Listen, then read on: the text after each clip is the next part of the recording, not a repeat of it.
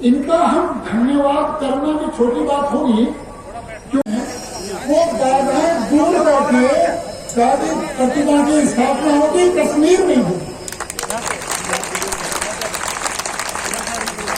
इसलिए कह रहे कि भाई संजीव जी बालन जी को हम भूलेंगे नहीं, क्योंकि कश्मीर में स्थापना बाबा साहब की प्रतिमा की स्थापना बहुत बाधाएं साफ करके की स्थापना करो।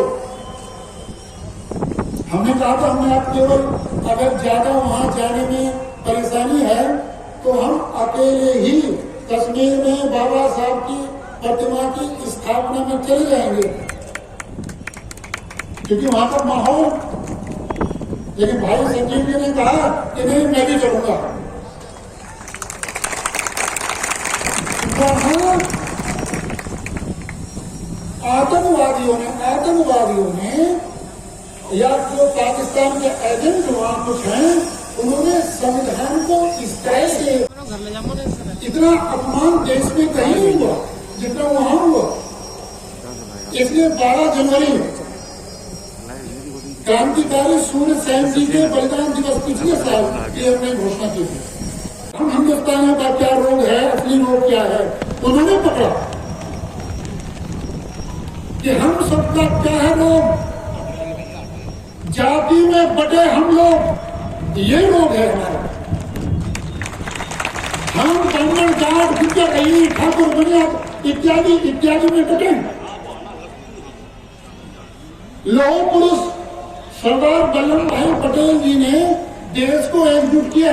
उनके पास देश को एकजुट करने का सूत्र था। हम तो पिछली बार भी हमने कहा, अगर देश के प्रधानमंत्री बाबा साहब होते तो देशवासियों को एकजुट करने का सूत्र उनके ही पास। ये हम देशवासियों का दुर्भाग्य है कि बाबा साहब देश के प्रधानमंत्री नहीं बन पाए। नहीं, हम मजबूत होके जाति के ठेकेदार अपने परिवार को, अपनी संतान को एक खरपति न बनाते, हम सब संपन्न होते। बाबा साहब को पता था कि जाति का जहर, जाति का नुकसान क्या है, कि जाति व्यवस्था से जातिवाद पैदा होता है और जातिवाद से जातिवादी राजनीति पैदा होती है और जातिवादी राजनीति से भ्रष्ट राजनीति पैदा होती है और भ्रष्ट राजनीति सारी समस्याओं की जड़। ये बाबा साहब को देश को एकजुट करने का सूत्र केवल बाबा साहब के पास। इसलिए कश्मीर हिंदुस्तान का मुकुट है, सिर है, तो सिर पर बाबा साहब की प्रतिमा की स्थापना होनी चाहिए। वे सिर मोड़ रहे हैं, वे सिर पर स्थापित होनी चाहिए हिंदुस्तान के। हम तो कहते हैं जब कश्मीर में बाबा साहब की प्रतिमा इस तरह, तो मजदूर देश के हाथ और पैर हैं, दोनों को अलग नहीं किया जा सकता। अगर किसान खुशहाल होगा तो मजदूर भी खुशहाल होगा, अगर किसान परेशान होगा तो मजदूर भी परेशान होगा। ये संगठन किसान और मजदूर दोनों के हक की लड़ाई लड़ेगा, मुझे ऐसी उम्मीद है। अब दो बातें निश्चित रूप से उसके बारे में भी कहूंगा। जो आज के समय में देश में कृषि कानून के बारे में एक आंदोलन चल रहा है। पहले भी हिंद किसान मजदूर समिति अपनी मांगों को लेकर दिल्ली तक जा चुकी है और कुछ सुझाव उन्होंने दिए भी थे। उन सुझावों में सरकार में विचार भी निश्चित रूप से चल रहा है। आंदोलन की समाप्ति के साथ साथ जरूर उन सुझावों में कुछ न कुछ पे इम्प्लीमेंटेशन जरूर होगा। लेकिन आज भी देश की जनता को, शायद बहुत लोगों को ये नहीं पता कि कानून है क्या। आजादी के 73 साल बाद भी आज भी देश में किसान और मजदूर खुशहाल नहीं है, ये सच्चाई है। अगर यही कानून चलते रहते, अगर पुरानी स्थिति बहाल रखनी है, तो या तो ये कहो कि किसान देश में खुशहाल है। अगर ये कहते हो कि किसान देश में खुशहाल नहीं है, तो कहीं न कहीं कानून में, व्यवस्था में परिवर्तन करना अति आवश्यक है। 3 कानून बने। बिल्कुल देसी भाषा में 2 बात कहना चाहूंगा, ज्यादा लंबी बात नहीं कहना चाहूंगा। पहला कानून कहता है, और ये कानून की शुरुआत आज नहीं हुई, मैं अपने मीडिया के भाइयों को भी बताना चाहता हूं, नहीं पता। आदरणीय गुरु जी 1968 में जब चौधरी चरण सिंह इस उत्तर प्रदेश के मुख्यमंत्री बने, उस समय मात्र 80-20% गन्ना शुगर मिल को जाता था, 80% गन्ना कोल्हू में जाता था। कोल्हू कौन चलाते थे? किसान और मजदूर मिलकर चलाते थे। उस समय कानून था कि अगर आपको गुड़ बाहर भेजना है प्रदेश से तो परमिट लेना पड़ेगा, और उस जमाने में जो गुड़ था, गुड़ को बाहर भेजने के लिए, परमिट लेने के लिए लोग रिश्वत देते थे। 1968 में जब मुख्यमंत्री बने चरण सिंह, तो उन्होंने कहा कि ये किसान का, मजदूर का अधिकार है कि देश में अपना गुड़ कहीं भी ले जा सकता है। उस समय 1968 में कानून का परिवर्तन हुआ, इसकी शुरुआत हुई, और दुर्भाग्य से उस समय इसका विरोध हुआ और चौधरी चरण सिंह की सरकार गिरा दी गई। और आज जो चरण सिंह के नाम पर राजनीति करना चाहते हैं, जो उनके नाम पर राजनीति करते हैं, वो उस समय इस देश में नहीं रहते थे, उस समय वो विदेश में, अमेरिका और इंग्लैंड में रहते थे, वहीं नौकरी की, वहीं पले बड़े, कभी किसान के घर नहीं गए। शायद अगर 1968 का इतिहास उठा के वो लोग देख लें, जो चरण सिंह के नाम पर राजनीति करते हैं, तो इस कानून के विरोध में एक शब्द वे नहीं बोल सकते। उसकी अगली कड़ी थी चौधरी महेंद्र सिंह टिकैत। मेरे पास मेमोरेंडम है, चाहे तो कोई भी देख सकता है, जो हर आंदोलन था चौधरी महेंद्र सिंह टिकैत का। गुरुजी हर आंदोलन में लिखा हुआ था कि जिस तरह व्यापारी को अपना उत्पाद बेचने का अधिकार है, उसी तरह से किसान को भी अधिकार होना चाहिए कि कृषि उत्पाद देश के किसी भी कोने में बेच सके।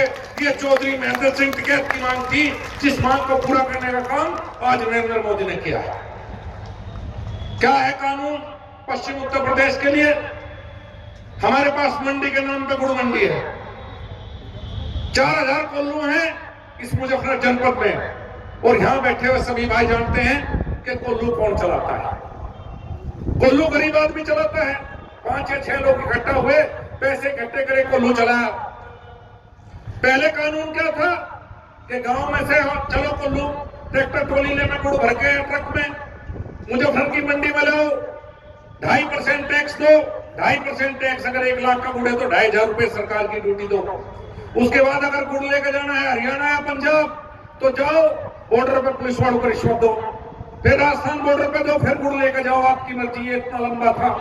और इस कानून में बदलाव के बाद क्या है कि गांव से ट्रैक्टर ट्रॉली में गुड़ भरो, ना 2.5% टैक्स देना, ना बॉर्डर पर रिश्वत देनी, मेरी मर्जी, चाहे मैं बंबई में गुड़ बेच का हूं, जहां मेरा जी करेगा पूरे देश में वहां बेचूंगा। एक देश पूरा देश एक कर दिया। अगर इस कानून में कहीं कमी है तो मुझे बताओ, एक बार तो बताओ, काला कानून पहले से पहले कभी तो बताओ। दूसरा है कॉन्ट्रैक्ट फार्मिंग, पहले से करते आए हम तो, यहां सब किसान बैठे हैं, मजदूर बैठे हैं, शुगर मिल से कॉन्ट्रैक्ट होता है, 325 रुपए क्विंटल गन्ने का रेट तय है। हम पहले लिख के दे दें भाई, हमें 1000 क्विंटल गन्ना देना, बॉन्ड भरे जा, दोनों के सिग्नेचर आपस में बॉन्ड में। आज तक किसी शुगर मिल ने किसान की जमीन कब्जा ही है क्या? और यह पहला कानून है देश का जो किसी पर लागू नहीं होता। मेरी इच्छा है मैं कॉन्ट्रैक्ट फार्मिंग करूं, मुझे ज्यादा पैसे मिलेंगे भाई करूंगा, मुझे ज्यादा पैसे लगेंगे बिल्कुल नहीं करूंगा। मेरी इच्छा होगी सरकारी मंडी में बेचूंगा, मेरी इच्छा होगी प्राइवेट मंडी में बेचूंगा। ये कानून सब पे लागू होता है और किसी पे लागू नहीं होता। ऐसा इस देश में कोई कानून नहीं बना जो व्यक्ति की इच्छा के ऊपर है कि मुझे अपने ऊपर लागू करवाना है या नहीं करवाना। ये पहला कानून है। देश में समस्याएं हैं, उन समस्याओं पर बात होनी चाहिए, किसान नेताओं को आगे आना चाहिए, जो वास्तविक समस्या उन पर बात करें, जो किसान के इश्यूज है उन पर बात करें। 10 संशोधन सुझाएंगे, सारे सरकार मानने के लिए तैयार। सरकार ने कहा चलो 1.5 साल के लिए पीछे हटा दो, अच्छा लगेगा फिर लगा लियो, ना लगे तो फिर ना लगो। जो असली किसान की समस्या है, जो हिंद किसान मजदूर समिति ने दिल्ली जाकर उठाई थी, चाहे वो गन्ने की समस्या हो, चाहे बिजली की समस्या हो, जिस जनप्रतिनिधि होने के नाते, इस क्षेत्र का सांसद होने के नाते, मैं हमेशा कहता हूं कि आपकी बात अगर गन्ने के रेट बढ़ने की बात है, हाँ मैंने ऊपर कहीं, मैं आगे भी कहूंगा गन्ने का रेट बढ़ना चाहिए। मैंने पहले भी कहा, मैं आज भी कहता हूं कि बिजली के रेट कम होने चाहिए, ट्यूबवेल के रेट कम होने चाहिए। किसानों को समस्या है, इन मुद्दों पर आओ, सरकार से बात करो, किसान के लिए कुछ बेहतर करो। जो गुरु जी ने कहा गुरु जी 2012 से पहले 13 से पहले यही वो जनपद है कि जब हम जातियों में बटे थे और इस उंगली की तरह अलग अलग थे और हमारी उंगली तोड़ दी गई 2013 में इसी जनपद में। 2013 से जब हम इकट्ठे हुए, जो आपकी एक सोच है जाति विहीन समाज पूरा एक है हम लोग, जब हम इकट्ठा हुए तो ठीक चला। यही है जहां सीए में ऐसे हालात हुई शहर में। मैं ज्यादा नहीं कहता, लेकिन मैं एकमात्र सांसद था जो उस दिन की सड़कों पर था जब सीए में मेरे शहर को जलाने की साजिश की जाती थी। जब यहाँ लोग सड़कों पर दंगाई घूम रहे थे तो मैं आपके बीच में था, मैं सिर्फ चौक पर था, मैं कहीं बाहर नहीं गया। मैं हमेशा आपके बीच में हूं। जो आंदोलन करने वाले किसान हैं वो भी हमारे अपने हैं। इस सरकार को बनाने में किसान और मजदूर की मेहनत है। मोदी जी हमेशा किसान और मजदूर के हित की सोचते हैं।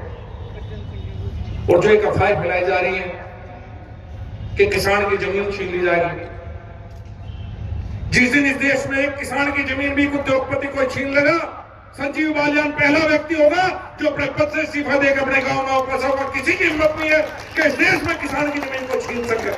ये भ्रम मत फैलाइए बिल्कुल भी। किसान के मुद्दों पर बात कीजिए, अपनी बात रखिए। ये सरकार चाहती है किसान के लिए कुछ बेहतर हो, कानून व्यवस्था में बेहतर हो। इस उत्तर प्रदेश को हमें अच्छा प्रदेश बनाना। इस मुजफ्फरनगर में बड़े दिनों बाद शांति आई है। मेरी सभी किसान भाइयों से अपील है, जो आंदोलन में उनसे भी अपील है, उनका भी सरकार बनाने में योगदान है।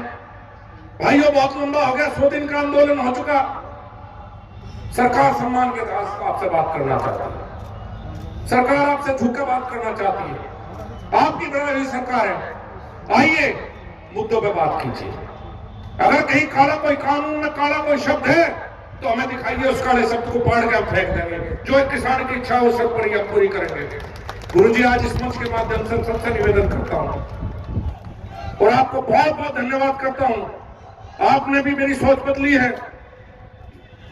एक जाति विहीन समाज की जो सोच आपने दी है, उस सोच को मैं मानने लगा।